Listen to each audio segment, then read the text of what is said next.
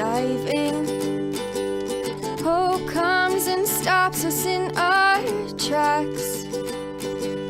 Bravely we prove in our striving, trudging together each day. Where there's a will, there's a way. Good afternoon, everybody. Hope everybody's having a good afternoon, a good Thursday.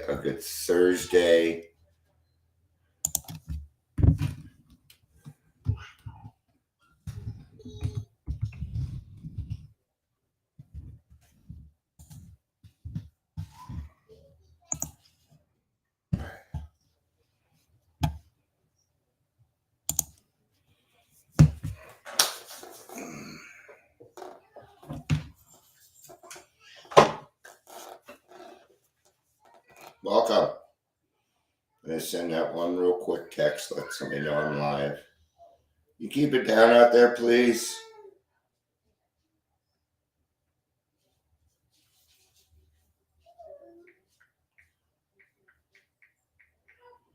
All right. Hello.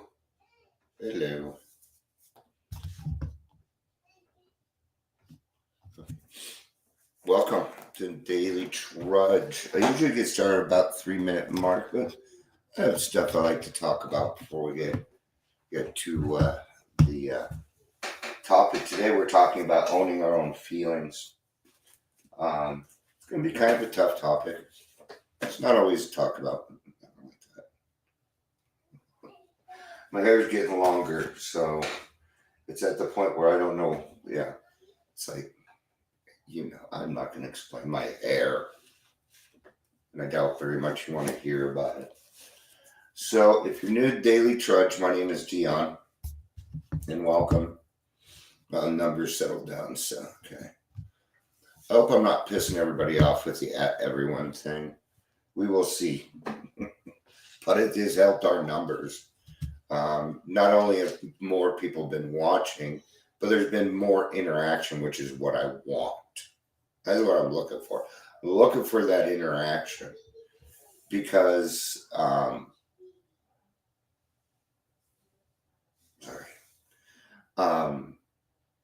because I'm here to help people think. And sometimes I may upset you. I might. I'm not meaning to. All right, but doing this isn't necessarily easy. I'm putting myself out there. Okay. So just like anything else here, I'll look for the similarities, not the differences. If you want to look for the differences, then you're probably going to get mad at me. If you give me just a second. No more screaming, please.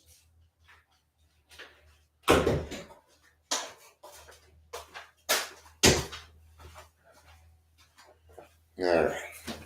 I can handle most sounds, but not screaming. Yeah, I left and everybody's like, "Oh, I'm leaving." So, yeah. So, not everything's perfect. Not everything's great. Let's go ahead and just get started. Let's do it. We're at the 4-minute mark. Welcome to Daily Trudge. My name is Dion. I'm going to be your host. Yep, sure am. If you're here, please say hello while you're watching live or the rewatch. Oh, that's working slow. There it is. Okay. And if you get rid of that, and if you like this video, please share it. If you think somebody else could get something out of it, I would appreciate it if you could share it. So we're going to go ahead and get started here. Yeah. So it is from the group. Always doing stuff. Aha. It's JP. Hey, JP. Busted you. All right. So This is kind of an emotional sobriety type of thing, but I've just kind of noted it's coming up. Okay. So I'm not everything to everyone. I wish I could be. And for me, I do everything that I can here to make sure that everybody feels included because I know what it feels like to not feel included. I know what that feels like.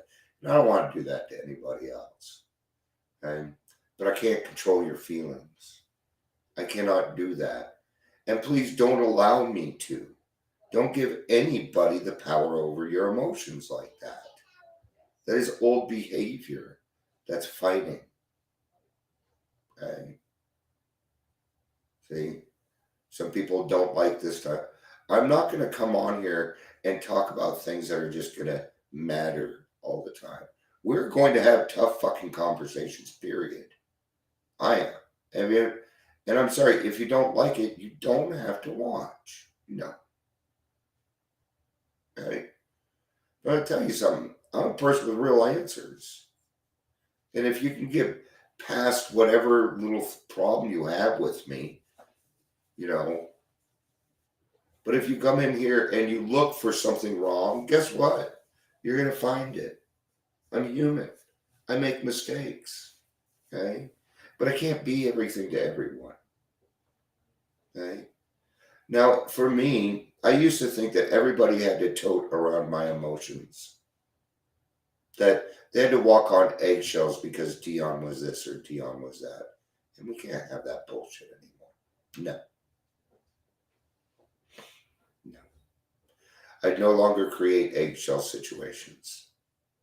And if you feel like you're in that situation, you're kind of doing it to yourself.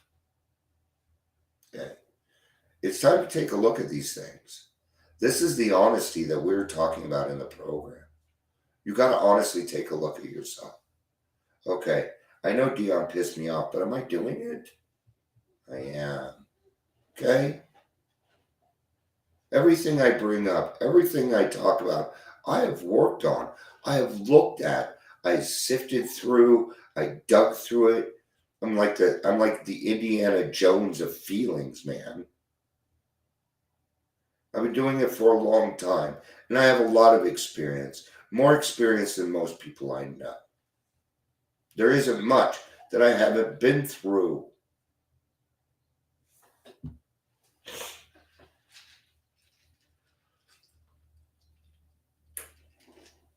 So here was the thing is, I had to learn, and I hated saying this, and I hated hearing it. I still don't like it because it hurts, but it's true. Okay? Dion must take responsibility for his own feelings. There is nobody out there that can make me feel a certain way unless I allow it. Period. I know there's some things you may think you don't have control over. I don't know. I'm not God, so I don't know. I'm talking in general. Okay, you don't need to say, well, what about death? What about? Come on, you know what I'm saying. A lot of people don't like to hear this stuff. A lot of people don't understand or don't want to understand that you have more problems than just alcoholism and you've got to come to terms with it. I'm a high bottom drunk, so I didn't. Bullshit. I'm going to call bullshit.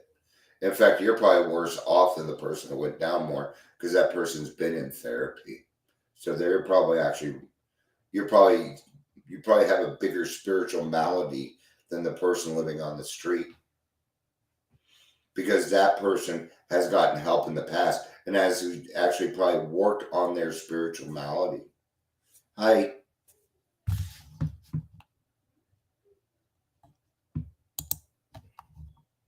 Doing a little trick. Hi, Gary. Doing a little trick. See, yeah, everyone's working though, but I don't want, can't do it so much that it's going to piss people off. because there was already one person that kind of complained, and he was our marketer. I'm his producer, and I'm going to have to go back to him and say, you better get used to it because we're going to be using it a lot. All right. Let's, because I can only talk about myself with a lot of this shit, right? Hey. But, we can't have our demands on other people making us feel a certain way. Hey. I'm going to tell you that I grew up very, very rough, man.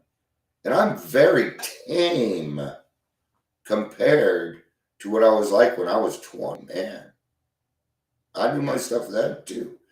I was unstoppable when I was 19, 20 years old, Not 52.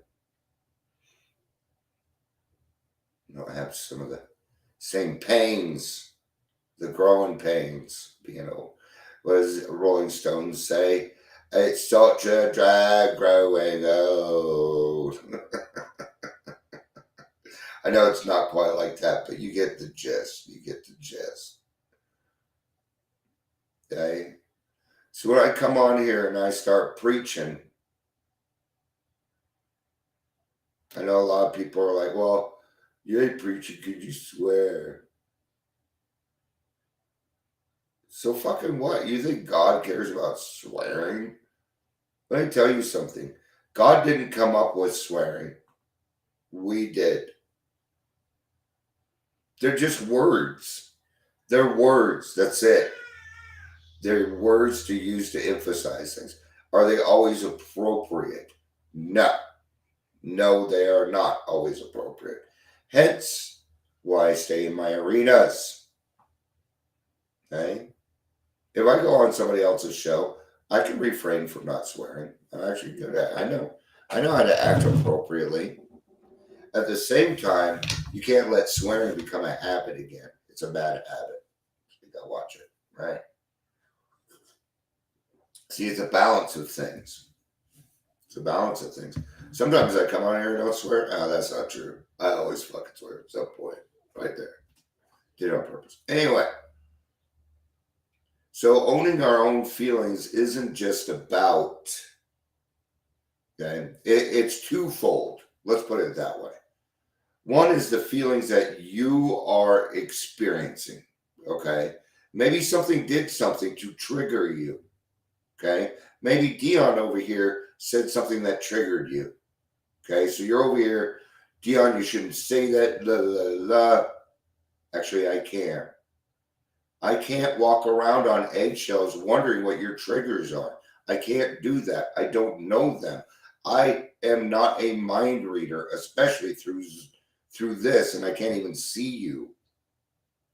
If I can't see somebody, I don't really know, do I? Okay? So I do everything that I can, and I think I've been pretty good. At trying to change me to fit the people that are coming on here, right? The other day, what I say, I'm like, you know what? Let's not use sober date around here. Let's use abstinence. Because then everyone is included. And everybody still knows what I'm saying. Okay? But that makes other people feel included. And I think I do a pretty good job of that. So it hurts when people come along and say, that isn't really AA. I'm more than AA. I'm not AA. I'm not. And AA is not my life. Recovery is. AA is a part of my recovery. So is the Daily Trudge. So is all my friends that show up here. My sponsees, my wife, my children, God, my friends. Those are the things that all make up my recovery. I'm more than AA. AA is a good start. That's what I think. Because at the end of the book, it says, go out. Go do shit. Right? I was talking with his sponsor yesterday, and he was just He was livid. So his girlfriend got his number. Boop, boop, boop, boop, boop. Okay. He was livid. He's in that mood. You know how it is, men. I don't know if women go through this either, and I don't want to be assumptive, but sometimes men just need to yell and scream. What comes out of our mouth means nothing. But you give that to a guy for about 2 minutes and just listen for a second. You don't even need to listen. You can tune him out. That's okay. Just don't interrupt. Just say yep, yep, yep, yep. And then when they're done, they can talk. Okay? Let them have it. That's holding space. It doesn't have that hasn't happened to me in a while. Okay? But that isn't to say that it won't ever happen again. Okay? So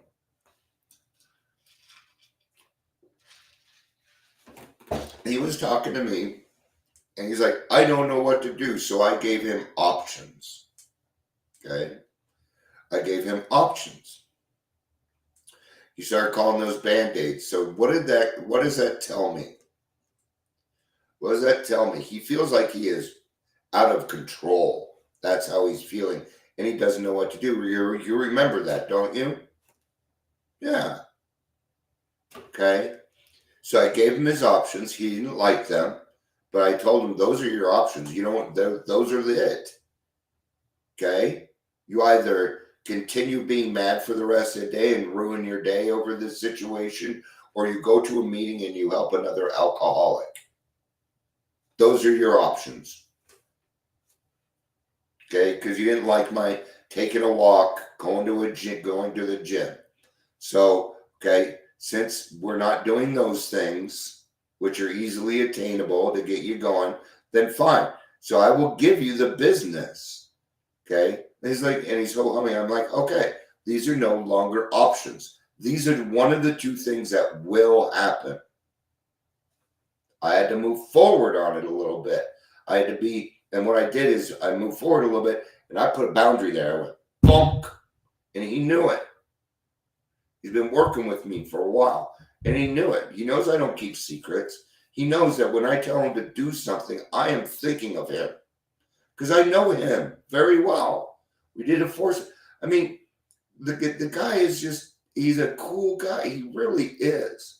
He's got such a beautiful, beautiful heart. And he's going to do so much good in the program, right? Yeah. Hi, Ingrid. It's good to see you. Glad you're here. So, what's the other side? Well, I also had to remember. So, there was one thing that, number one, since I knew I was going through my PTSD and things like that, I stayed away from some people and I had to. And that wasn't on them. Okay? Because it was my choice, right? But I had to do that so that I could go work on myself. Now I still go to AA and I still do everything else, but I couldn't make those demands to make other people, I don't want my wife and kids walking around on eggshells waiting for the next shoe to drop. What an uncomfortable feeling for them. I don't want that for them. Right? So I let them see me do astute things all the time. Okay? I'm loud. Everybody in the house can hear me. Everybody gets a daily reflection. You get a daily reflection. You get a daily. I'm like the Oprah recovery. Everybody's getting recovery. Ooh, yay. Fun stuff. All right. And I didn't realize I was doing this until I really got into therapy and when I read Language of the Heart, Emotional Recovery, that what I was doing is I was making demands on other people for my own happiness. And I was still doing it, okay, through my PTSD, through my anxiety, through my depression. AA did not relieve me of those things. Okay? But what AA did was gave me enough courage to go back to therapy, to say, hey, you know what? I have enough courage now to go do this. Right? I have another friend. She's having a hard time. And the other day I was talking and I said, you know what? I went through my 4-step, right? And I did it good. I did it real good. Okay? But something happened to me, and it was with my PTSD, and I'm not going into the story here or anything, right? And people would tell me, Dion, that's a resentment. I'm like, no, it's not a resentment. This doesn't feel like a resentment. And nobody believed me. I was right. It wasn't a resentment. It was intrusive thoughts. It was PTSD. This wasn't on me. But it was on me to change it. Maybe it wasn't my fault. I got to get away from the blame and the fault. I can't blame my mom. I can't blame my father for who I am today. I'm 52 years old, man. And there had to come to a time when I stopped blaming everybody else, including my parents, for who I was. And to put up my hand and say, I got to take responsibility for every little thing that goes through this head, including all my feelings. That was hard to do. But once I got there, I became like now I'm like an expert boundary person. Sometimes I put up a boundary. I don't even realize I'm doing it. And they're not bad boundaries. They're healthy boundaries. They're boundaries that not just help me, but help other people too. So they know, oh, okay, in a friendship, we don't pass that line. Or we're in a sponsorship situation. Right? Now, when it comes to my sponsors, I don't become friends with them. Not that I don't want to, not that we don't become friendly. I don't want them to rely on me. Okay? And sometimes I can become a person that does that. And I have to be careful. I have codependency issues. Okay? There's another one. Think you got it bad? Oh, yeah. We don't compare. You have codependency issues too. Did you know that? Yeah, you did. You'll find that out when you become a sponsor. Well, it's because we care and we love, and these are new experiences, which we don't quite know how to handle them yet. But it's okay. It's okay. You find your way. You do. Because God's given you the tools that you need in order to walk through that. So this is how I explain it. If you've gone through the 4th and 5th step and you have not been relieved of these things, then that is an indication. That is an indication. All right? And that indication is that you got to go to therapy. You got to seek outside help. Okay? It may be just one thing you need to kind of work on. Who knows? I will probably be in therapy for a while yet. And it doesn't bother me. It's just part of my week. It is part of my recovery. And my recovery comes first. Right? But when we can get to a point where we can honestly take a look at anything that comes across our path without having overly emotional things attached to it, then we are finding serenity and peace and joy. All right. I got a sponsee. He better show up or he's fired. This is the last chance. I can't fire. I won't fire her. I told you I'm a codependent. I don't have it in me. I don't fire. I just, but I'm a forever person. I believe that. But you got to be helping yourself or I'm not going to help you. I can't. It'd be impossible. And there's so many people screaming my name right now.